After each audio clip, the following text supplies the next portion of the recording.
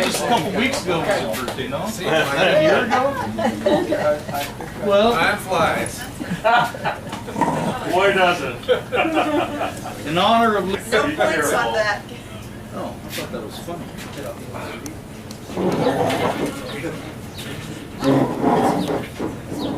Thanks, Carrie. That was awesome as usual.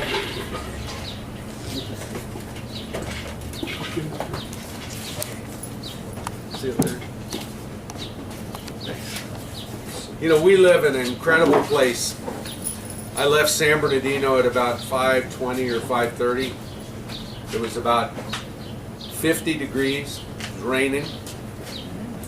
I got to Cabazon, it had gone up 1 degree. It was 51, still raining. By the time I got to the 111, it was 60, and it wasn't raining, a little windy. By the time I got to Tram Road, it was 67, still a little windy. By the time I got here, it was 71 and calm. Wow. We live in paradise for sure. Somehow, though, I think that's all going to change in a couple of months. We'll be whining. Tomorrow, 88. Let's not complain though in a couple of months, because we do live in an amazing place. So tonight we're going to be in Paul's epistle to the Philippians. Paul's epistle to the Philippians, and we're going to be looking at one verse, just one verse, and that is chapter 4, verse 1, and it goes like this: "Therefore, my beloved brethren, whom I long to see, my joy and crown, in this way stand firm in the Lord, my beloved." That's it. I started out intending to present verses 1 through 9, and I got started on it, but then I realized that if I followed through on my original plan, we'd be here all night. So I backed off, and I settled for one verse. One verse. Just half the night. Half the night. We'll be out of here in several hours. But that's the one thing about Paul. He is deep. He's deep. And when you focus on just one verse and really focus on it, you realize how deep he is. But before I get into our one verse, I want to talk a little bit about the epistle in general. The Philippian church was founded by Paul during his second missionary journey, and this would have been about AD 49 to 52, somewhere in there. Now, Philippi was an ancient village. It was originally founded by King Philip of Macedonia, who was better known as the father of Alexander the Great. Now, he founded Philippi in about 356 BC, and I guess that's where it got its name, from King Philip the Great of Macedonia.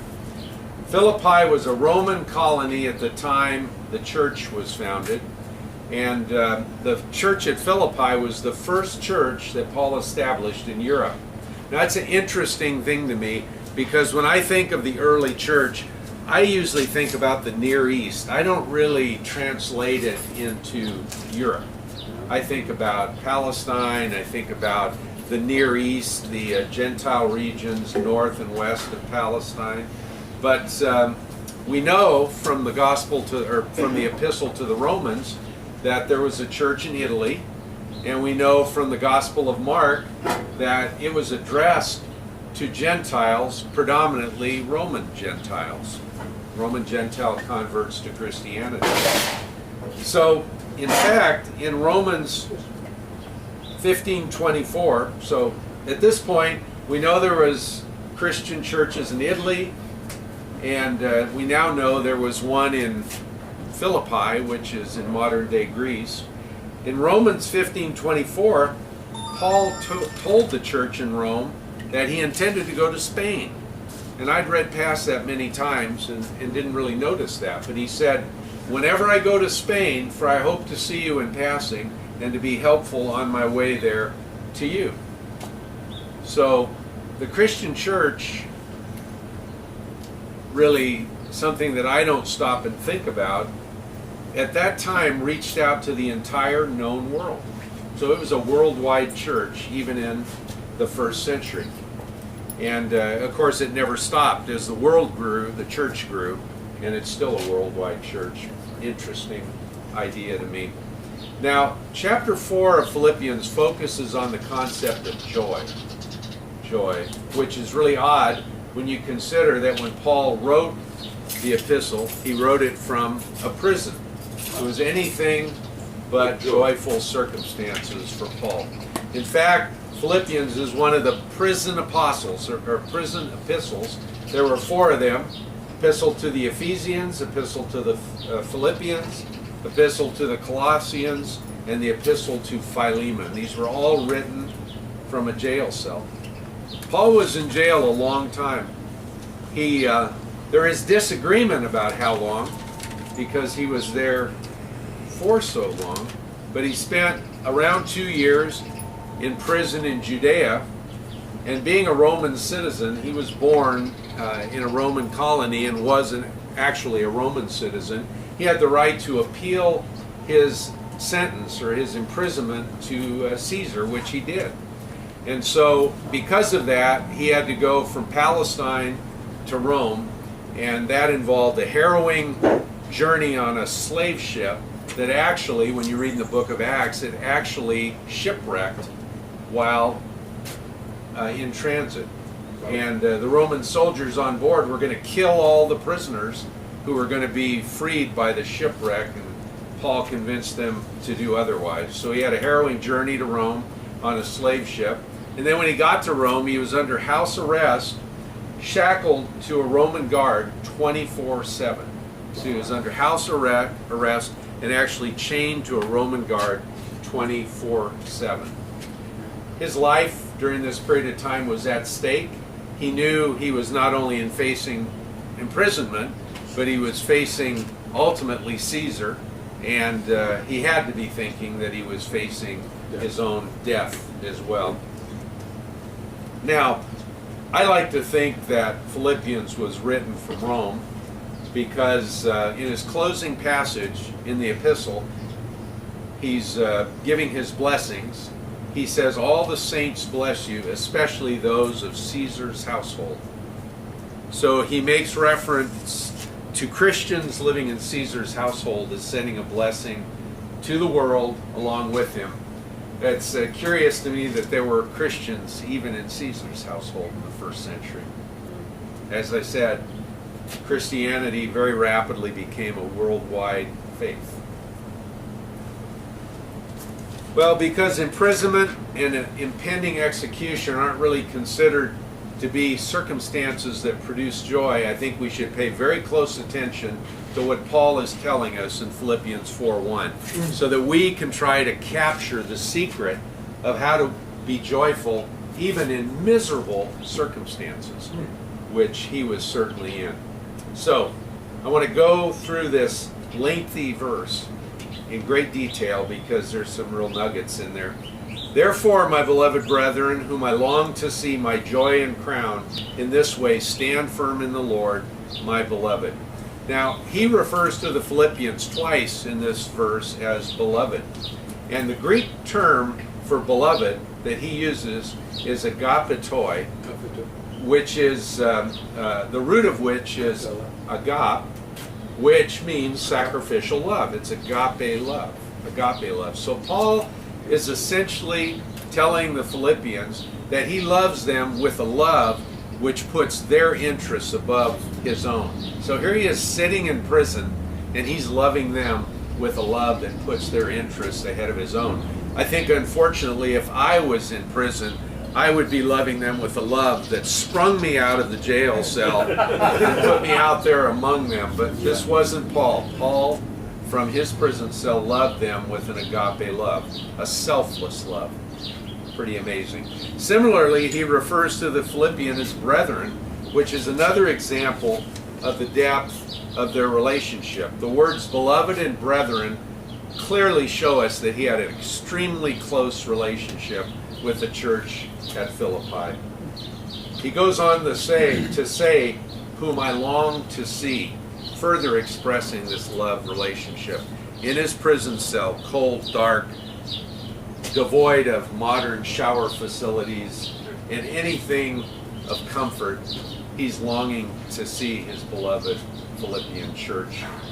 Now, the relationship between Paul and this church is a great role model of the relationship that should exist between all spiritual leaders and the people who they lead. I think that all spiritual leaders could take a page out of Paul's book here in the Epistle to the Philippians. His leadership was based on a deep relationship that was founded on love.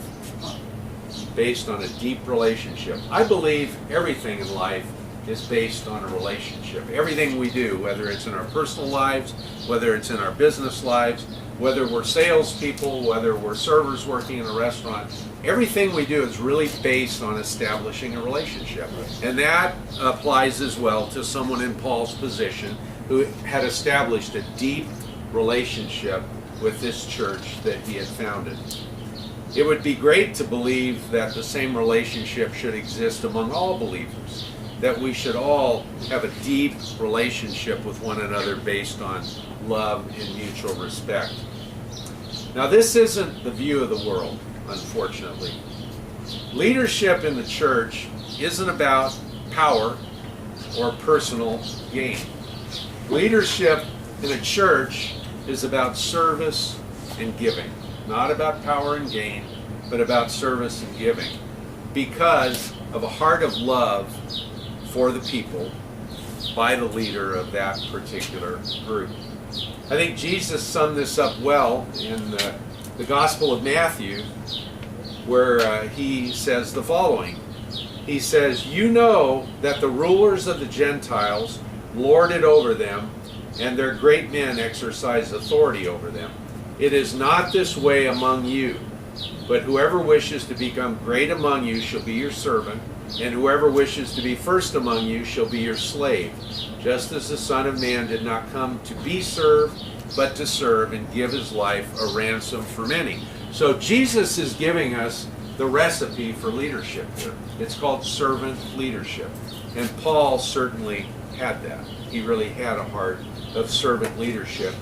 Peter also comments on about this in his epistle, sums it up well also in chapter 5 at verses 2 and 3, where he says, "Shepherd the flock of God among you, exercising oversight, not under compulsion, but voluntarily, according to the will of God, and not for sordid gain, but with eagerness. Nor yet as lording it over those allotted to your charge, but proving to be examples to the flock." So what Peter is saying, what Jesus is saying, is that servant leadership is based on love, is based on relationship at a great depth. It's not based on power, it's not based on personal gain. So church leadership is about service and not about control. And a serving leader is always effective in doing God's will. Unfortunately, a controlling leader is an impediment to God's will, because a controlling leader himself controls rather than allowing God to control. So, going on, Paul in verse 1 also refers to the Philippians as his joy and crown. His joy and crown. That's a strange reference. I think this is another expression of his deep relationship with this church. By calling them his joy, what he's revealing is really the fundamental source of joy in his life. The fundamental source of joy in his life is based on seeing God's work in these people in Philippi. This is the thing that creates a fundamental joy in Paul's heart. He's not focusing on his circumstances. He's focusing on the work that God's doing in this church in Philippi. I think this nuance shows us the difference between what believers have in Christ and what the world has to offer us. I want to, for purposes of the next few things I'm going to say, I want to differentiate joy, which is what Paul has experienced. I want to differentiate it from happiness. So I'm going to call what the world has to offer us happiness, not joy. So happiness is based on pleasure. And pleasure is based on circumstances. So pleasurable circumstances produce happiness, and unpleasurable circumstances don't produce happiness. They produce sadness. It's as simple as that. This is why happiness doesn't last. We get bored. Circumstances change. What made us happy yesterday no longer makes us happy today. And that is why happiness is a fleeting thing. But joy is very different than happiness. Joy is based on something more stable than circumstances. So joy is based on something that goes beyond our circumstances to a level that is not affected by our circumstances, based on something that never changes. And I think this is evident in Paul's life. He was able to be joyful in these miserable circumstances. Now, I think this tells us that we can be joyful even if we're not happy. We may be in bad circumstances and be unhappy about our circumstances, but by looking at the life of Paul, we see that we can still be joyful if we're focused on stable, eternal things. Now, Paul had what I'll call a deep, abiding contentment that overshadowed his circumstances because he was focused on what God was doing in the church at Philippi, not on his own circumstances. Now, God for sure used Paul's efforts to make a change in the life of the citizens at Philippi, and this is what gave Paul joy. You know, and think about it, it makes sense. In those circumstances where you or I have blessed someone in some unexpected way, we felt joy. We felt this abiding contentment and almost a sense of humility over the ability to be part of a great blessing to someone. And that joy that we felt had nothing really to do with our circumstances. It had to do with us reaching out and touching someone's heart. It may have been a small thing, but it produced joy in our minds, in our hearts, which is different than happiness. So, Paul refers to the Philippians as his joy, but he also refers to them as his crown. What does he mean by that? Now, the term in Greek that he uses in the original manuscript is Stephanos. Stephanos. And Stephanos isn't a crown like a crown that a king would wear. Stephanos is a wreath that's placed on the head of someone who wins a game or a contest. Just like the Olympic Games, even today, now the Olympic Games had their origin in ancient Greece, but even today, the victor in the Olympic Games is presented, among other things, with a wreath on his head. Stephanos. He's given Stephanos. So, Stephanos is a symbol of public honor. That's what it is. And when Paul said that the Philippians were his Stephanos, he was saying that they were proof of the effectiveness of his ministry. They were proof. They were the Stephanos, his crown. Proof of the effectiveness of his ministry. And that crown was the source of his joy. So I want to digress for just a moment. In Philippians 1, we're told that there were Christians running around that were capitalizing on Paul's imprisonment. They were using his imprisonment as a means of discrediting him and enhancing their own reputations. They were in effect saying, we're better than Paul because Paul's in prison and we're not. Now, this element of human nature is very worldly, of course. Although, it frequently happens. Have you ever noticed people that when they fall on hard times, all of a sudden the phone stops ringing? People stop visiting. They're isolated. This was what was happening with Paul. And furthermore, his competitors in the faith were using his hard times as a way to discredit him and to build themselves up at his expense. Now, this element of human nature, as I said, is very worldly, and it buys into what I call the success model of the world rather than the success model of God. So, success model of the world. Society believes that ease of life is proof that God is pleased with you. And if your life is rough, it must be that you're a sinner and that God is not happy with you. But if your life is good, it must mean that you're good and God is happy with you. Frequently, this translates to the church, unfortunately, where success in ministry is defined by the size of the congregation and the beauty of the church facility. It's an attitude that says something like, if I serve God, I'm entitled to the best that the world has to offer. It's sad, but we really think this way. This is the human way of thinking, and this is a buy-in to society's view of success. Now, one problem with this success model of society is that it falls short of God's success model, which is based purely on faithfulness to Him. God's success model is based purely on faithfulness to Him. And if you want examples of people who measured up to God's success model, all you have to do is read chapter 11 in the book of Hebrews. It's also known as the Hall of Faith. And it's a long recitation of the faithful, the Old Testament faithful, who are honored by God. These successful believers, for the most part, lived difficult lives, extremely difficult lives. Many of them lost their lives to martyrdom.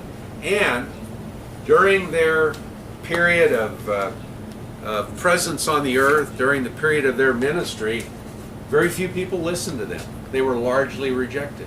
So these were people who had difficult lives and nobody listened to them. These people were in God's success model because they were faithful despite their circumstances. So the Philippians' lives are really evidence that Paul was a successful man, even though he was sitting in prison while all of this was going on. Definitely not society's success model, but definitely God's success model. So after laying out in verse 1 his heart for the Philippian church, Paul makes one command. He gives them one command. He says, stand firm in the Lord. After establishing the depth of his love for them, he gives them the command, the one and only command. Couldn't have done this without that relationship of deep love that he had with them, and make it stick anywhere. Anyway. So, before we go any further, I want to point out that verse 1 begins with therefore. And when I see that, I always ask myself, what is it there for? And it's a hinge, in effect, between the first 3 chapters of the book and the 4th chapter of the book. The first 3 chapters of the book of Philippians really deal with the pattern of humility that typifies the life of a believer, and also the prize of the Christian life. So that's sort of the first 3 chapters. The pattern of humility that exists in the life of a believer, and the prize that the believer becomes entitled to as a result of that. So at the beginning of chapter 4, Paul is saying, in view of the foregoing, so then, the pattern of humility, the prize of the Christian life, you have to stand firm. And I said it's a hinge verse.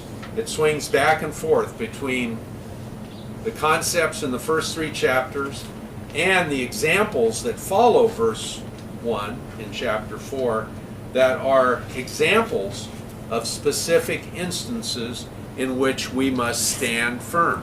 Now, I started out intending to talk about all of those circumstances, but it would never work. So we're going to do that next week. We're going to roll into it. It'll probably take a couple of weeks to get through it. But verse 1 in chapter 4 is kind of the hinge between verses 1 and 3 and these examples at the end of verse 4.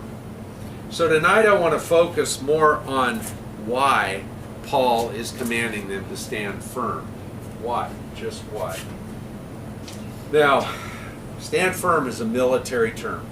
It means hold your position or do not retreat.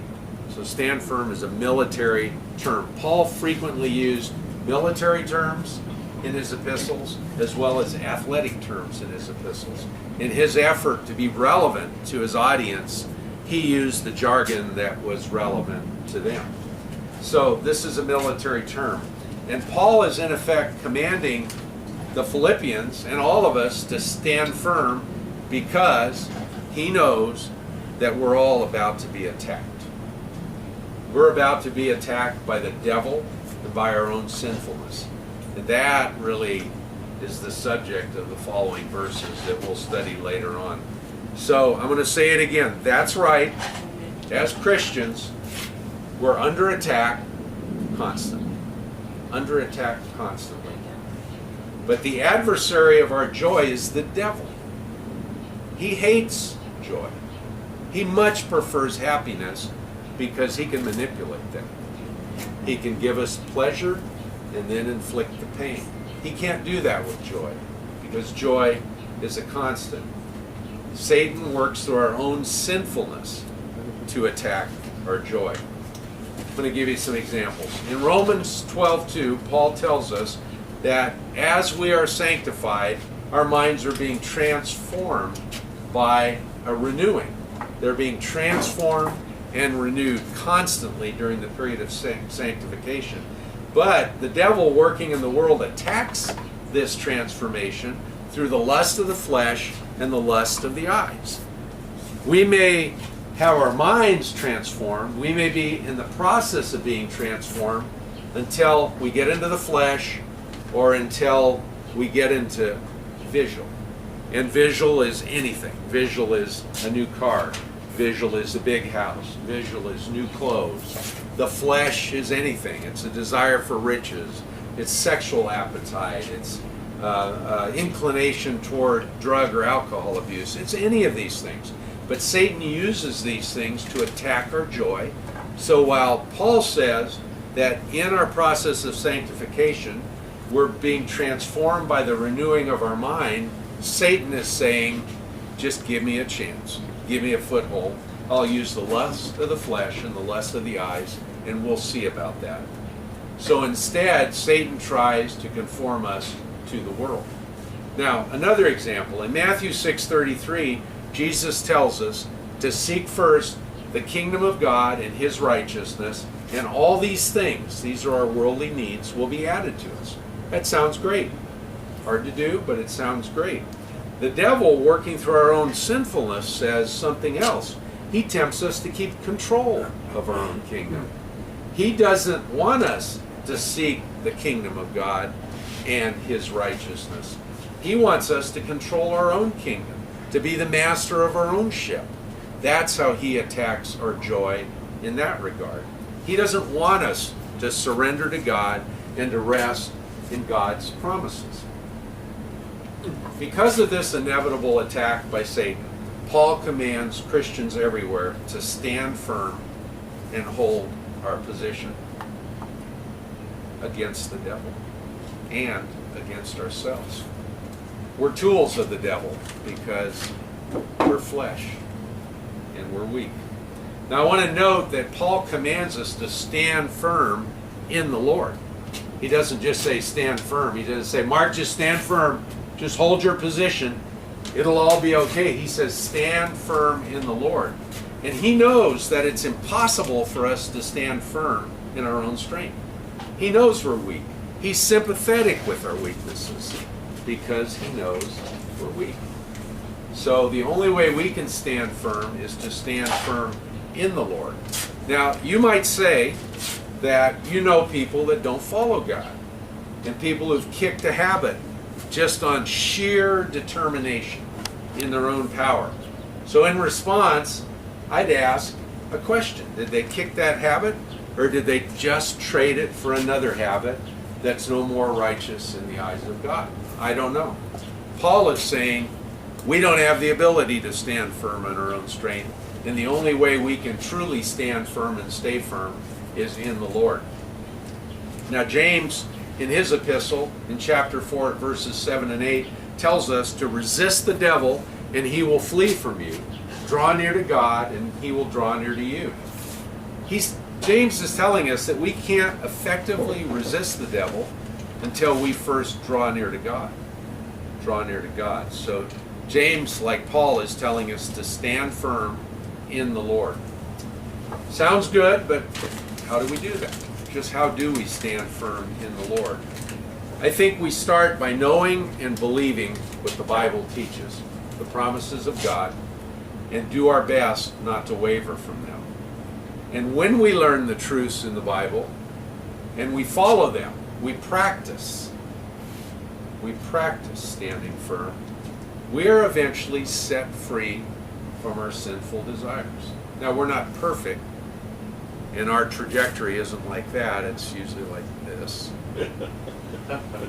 But it's the best we can do, and that's all God requires. The Bible becomes the lamp for our feet and the light for our path. That's Psalm 119:11. His word is a light to our feet, a lamp to our feet, and a light to our path. This is, when we reach this point, this is the point at which we begin to be set free from these sinful desires that the devil uses to control us. Now, this is a hard concept to grasp, for sure, but we shouldn't forget that it really involves two parts. There's our part, which is learn Scripture and do our best to live by it. And I say do our best, because we're not always going to succeed. We're going to fail frequently. But we have a forgiving God, and He will forgive us an unlimited amount of time. But then there's another part. There's God's part. And this is even harder to understand, because this is the supernatural part. The supernatural part that comes from standing firm in the Lord. I don't understand how it works, but when we learn Scripture, thereby learning about God, and we do our best to live by it, He will supernaturally intervene in our lives and allow us to surrender to His will. He will hold us in His hand, and He will carry us through those attacks of Satan. But we have to let Him take over in order to experience that. Now, I'm going to ask if anyone's ever experienced that here. I do okay on the first part. The second part, I don't do nearly as well on, because it's hard for me to let go. It's hard for me to really surrender totally to God and put my fate completely in His hands. I have a tendency to want to take it back. Satan whispers in my ear, control your own kingdom. I have that tendency. I think others may as well. So in conclusion, I want to sum this up by thinking out loud about just how Paul was able to sit in a jail cell facing sentencing and execution and model joy and really spiritual brilliance in this epistle. How did he do it? How did he do it? It's because he stood firm in the Lord. He couldn't have done it under his own power, but he stood firm in the Lord. So let's try to get into his head for a minute and understand just how he saw his circumstances in relationship to this joy that he was expressing. First, we know that Paul fell out of love with pleasure, position, power, prestige, possessions, and performance. And we're told that in Philippians chapter 3. This is what he had to say. Although I myself might have confidence even in the flesh, if anyone else has a mind to put confidence in the flesh, I far more. Circumcised the 8th day of the nation of Israel, of the tribe of Benjamin, a Hebrew of Hebrews, as to the law of Pharisee, as to zeal a persecutor of the church, as to the righteousness which is in the law, found blameless.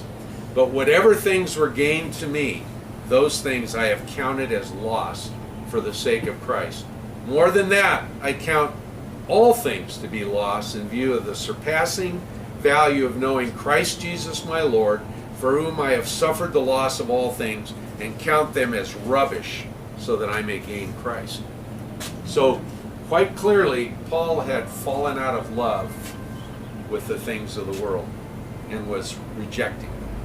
So I think this was the first hurdle that he had to overcome in order to surrender himself to God and be able to be joyful in the midst of his difficult circumstances.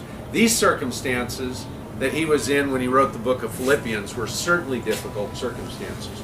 But most of Paul's ministry were difficult circumstances. You have to remember, as he told us, he was a Hebrew of Hebrews. He was a Pharisee.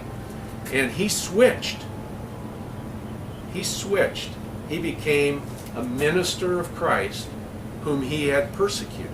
He was an active persecutor of the church, dragging people out of their houses, hauling them off to the temple for accusation because of their commitment to Jesus Christ. And then he switched.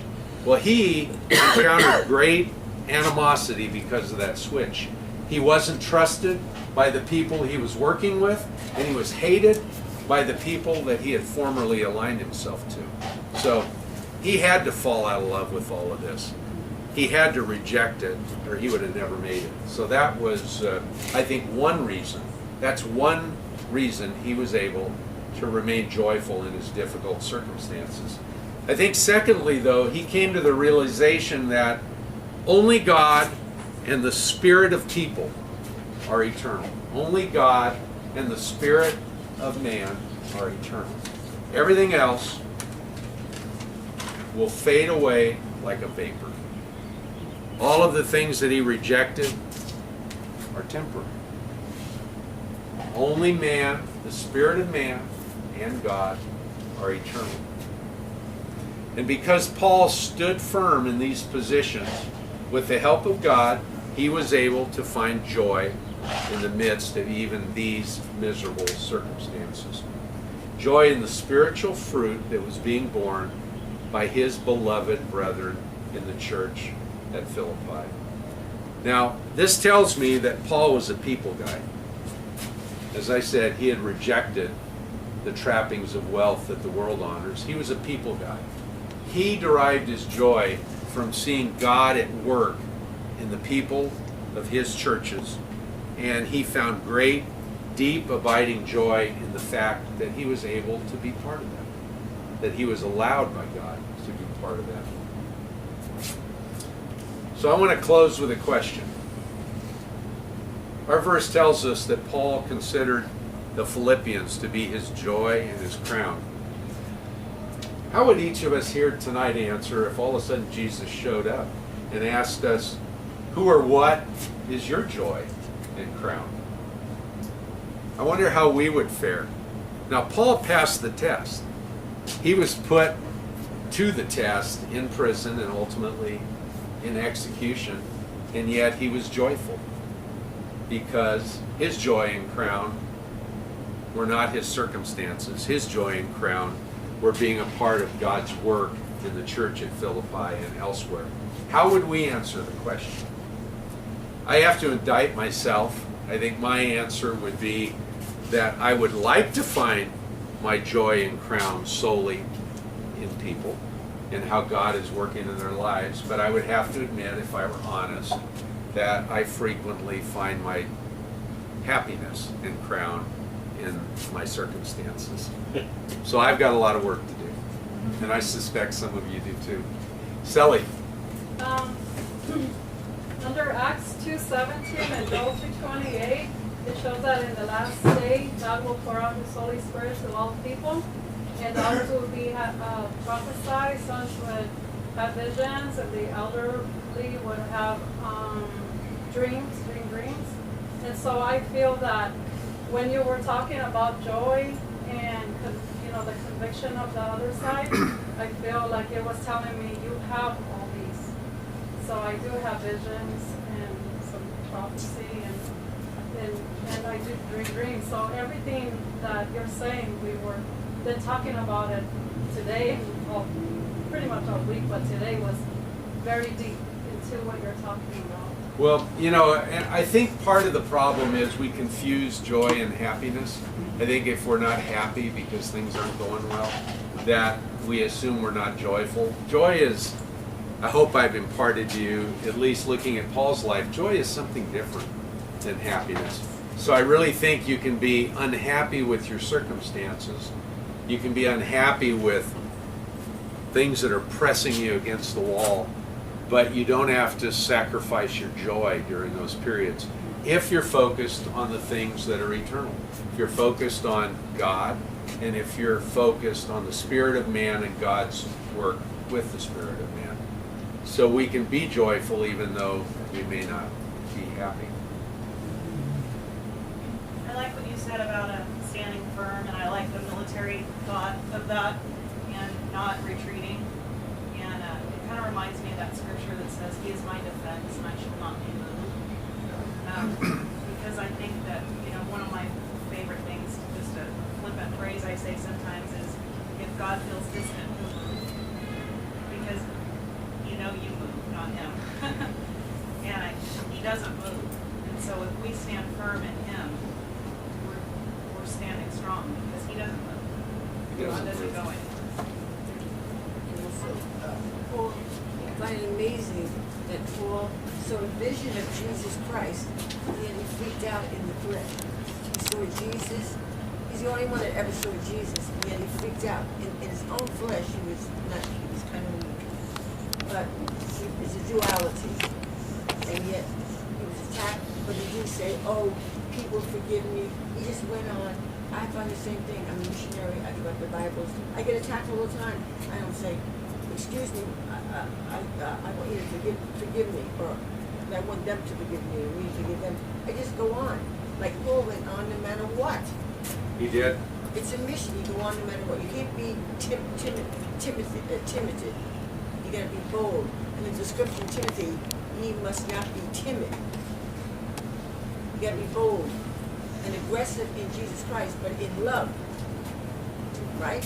Yes, indeed. Paul told us that he had a thorn in the flesh, and he prayed 3 times to God, many times to God, that he would remove the thorn. And God said, "My grace is sufficient for thee." Now, we don't know what the thorn was, but the thorn was a circumstance that produced unhappiness, and this is why he brought it to God. And God said, "No, I'm not going to remove the thorn. My grace is sufficient for thee." So, Looking with his eyes, but we don't know. yeah, we don't know what it is. Speculation. One thought that came to my mind a minute ago, in the sense or context of us being attacked by Satan, I think one of the greatest tricks that Satan pulls on mankind is to make them believe that he doesn't exist, that there really isn't a Satan.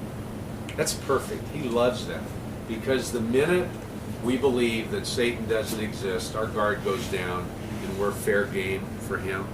I think we should make no mistake about the fact that when we're trying to live a godly life, we're going to be under attack. So once again, our circumstances aren't always going to be that cool when we're trying to live right, but that shouldn't disturb our joy. We should have that deep, abiding sense of contentment that we're following God's will, and God is eternal. Satan is not. I just had another vision about standing firm thing, and I was thinking about, like, if we're standing firm and we're standing in God, well, Satan is the one that has to flee. Just because, you mentioned that in the scripture where he says he flees, and Satan will flee from you. Because if you're standing firm in God, he's not going to stand with you in God. He's not going to be that close to God. He can't. No, he's got to flee. Greater is he who is in us than he who is in the world, as John said in his first epistle. One more. Yeah, I mean, one of the ways he agitates us and affects our joy, if you want to use that, is through condemnation. And when we believe, we listen to the world, the devil, his lies, and even unfortunately, sometimes it enters in through, the church, that if we're not successful by the world standards, or we're not happy all the time by the world standards, like you defined it, then we feel that condemnation of, we're not living up to God and his standards, we're falling short. It's because we're sinning, it's because we're not living right, it's because we don't have enough faith. And that condemnation comes in, and then that'll kill the joy, which, like you said, is different than the happiness. And so when we focus on all that, it can disturb us. And if we focus, not believe those lies, and not try to follow the success of the world, and fall after riches and all that, and try to live up to those expectations, and just seek God and know that these circumstances will come. You'll have tribulation in this world, and it's not for us to be condemned like we're not living right for God, and just keep holding on to His promise, like you said in that word, and we'll be free from that condemnation which can affect us. During the time of Jesus' ministry, lepers, people that were lame, people that were blind, deaf, etc., they were believed to be in that condition because of their sin. That's what the official position of the Jewish religion was. And of course, Jesus embraced all of those people. And I think his embracing of the lepers, the blind, the lame, the sick, etc., was additional evidence that he didn't consider those things to be condemnation. He considered those things to be circumstances, just like Paul's circumstances of being in prison. So it gives me encouragement, and I agree with what Omar was saying, that we have to have this singular focus on joy. I think first we have to understand what it is and what it isn't. It's not happiness, it's not a life of ease, it may be a miserable life.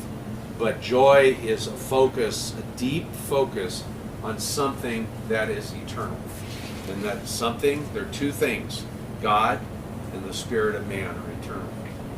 There's not a lot we can do for God, but there is a lot that we can do for our fellow man. And I think this is why Paul was able to have joy, because he was allowed to be part of God's ministry in the world to the people of Philippi and to other people. And this was the basis of his joy. Couldn't be changed by his circumstances because it was based on something that completely overshadowed and was beyond his circumstances. And also, Paul, besides the material people made God the material world, God says to go on with the race. To go on with, everybody has a journey and a race to go until you finish. And Paul went on until he was finished, We all are running a race. right? And half the time in the middle of the race, rigor mortis starts to set in. It's hard to finish it. But we have to press on. One of my kids was running at a marathon Sunday, and he told me this was a marathon in Big Sur. The last 12 miles are uphill. So you run 12 plus miles. That's pretty good. And then the last 12 miles are uphill. It ends up in an area called Arrowhead Highlands, and or Carmel Highlands.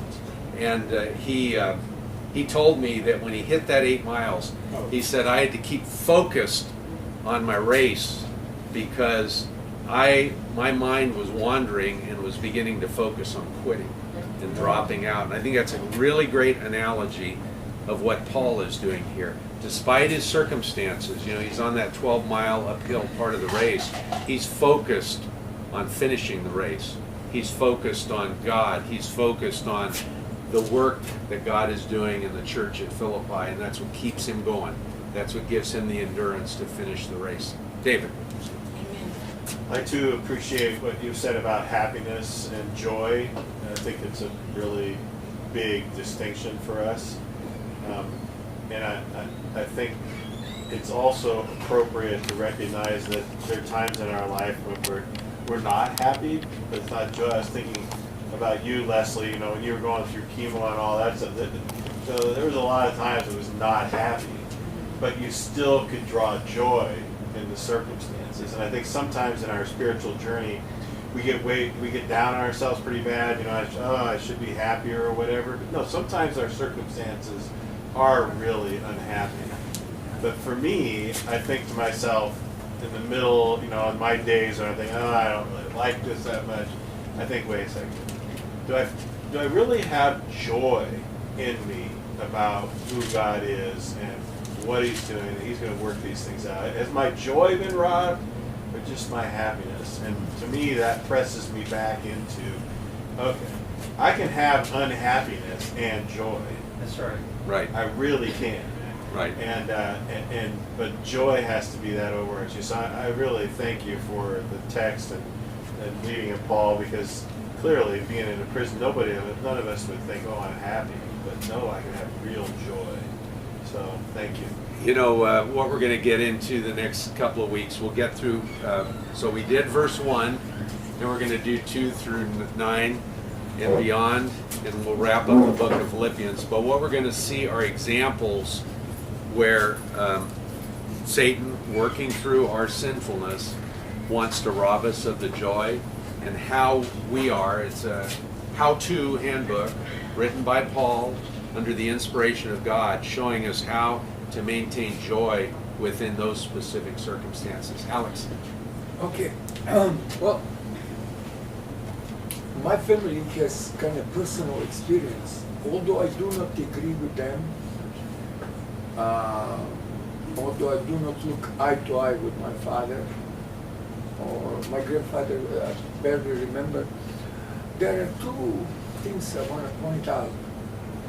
I have a collection of old pictures, and one of the pictures is my grandfather, who was in prison and who survived march of death in the Second War.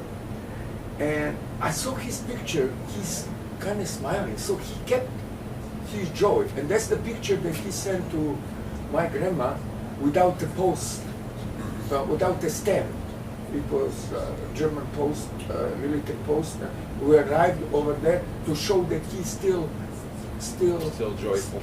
Still joyful, still alive, showing you are taking me 4 years, imprisoning me, treating me worse than a dog. Well, that's a miracle.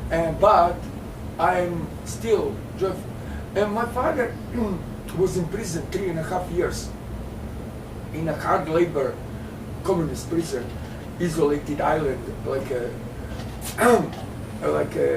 Count Monte Cristo on isolated island. And he wrote a book, and he's not bitter there. He's trying to find some joy in learning the things. And when he is doing the forced labor, which involved 140 pounds carrying the rocks, and coming back in the morning and coming back in the evening, he doesn't write bitter. And he said, similar like a Paul, he said, I don't accept the verdict of the jury. I don't feel myself that I'm guilty for anything. He served 3.5 years for a treason, political treason.